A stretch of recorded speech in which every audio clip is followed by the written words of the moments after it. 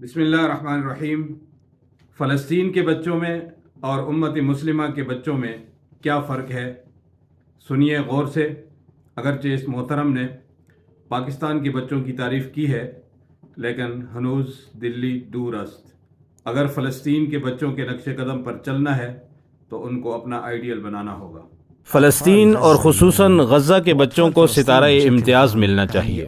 وہ بچے ہم سب کے سروں کے تاج ہیں۔ فلسطین کے بچوں کی تربیت اس دور کی تمام تربیتوں کے مقابلے میں اعلیٰ ترین تربیت ہے، لیکن آپ دیکھیں گے کہ یہ مخصوص تربیت کسی پی ایچ ڈی کی ڈگری اور ایم اے کے مقالوں میں نہیں ملتی۔ وہاں آپ کو ہر موضوع پر علمی تحقیق مل جائے گی، لیکن فلسطین کی تعلیم کسی بھی جنگی یا سائنسی بنیاد پر مشتمل نہیں ہو۔ آپ کیا کہنا چاہتے ہیں فلسطین کی تعلیم کے حوالے سے؟ میں یہ کہنا چاہتا ہوں کہ ایک فلسطینی ماں اپنے بچے کو صرف پال نہیں رہی ہوتی، بلکہ ان اصولوں پر اس بچے کی تربیت کر رہی ہوتی ہے جو اسلام کا عین تقاضا ہے۔ مغربی نظام بچے کو صرف بچہ سمجھتا ہے۔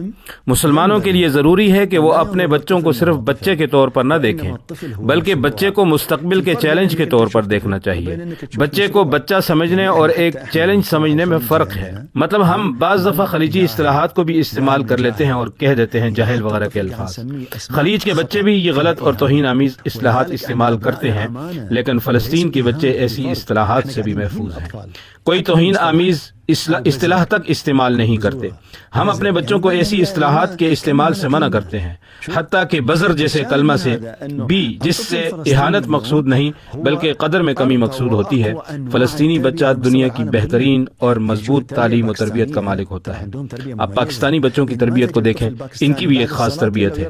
آپ کو کوئی پاکستانی بچہ نماز کے بعد دعا کے لیے ہاتھ اٹھائے بغیر نہیں ملے گا، چاہے وہ 5 سال کا ہی کیوں نہ ہو۔ دعا ان پاکستانی بچوں کی گویا گھٹی میں پڑی ہوتی ہے۔ آپ فلسطینی بچوں کو موقف دیکھیں، ان کی حق کے ساتھ حمایت دیکھیں، ان کی ثابت قدمی دیکھیں، اگرچہ وہ چھوٹے ہی کیوں نہیں۔ وہ 5 سال کا بچہ ہوتا ہے، لیکن دنیا دیکھتی ہے وہ اپنے پورے خاندان کی کفالت کیسے کر رہا ہو۔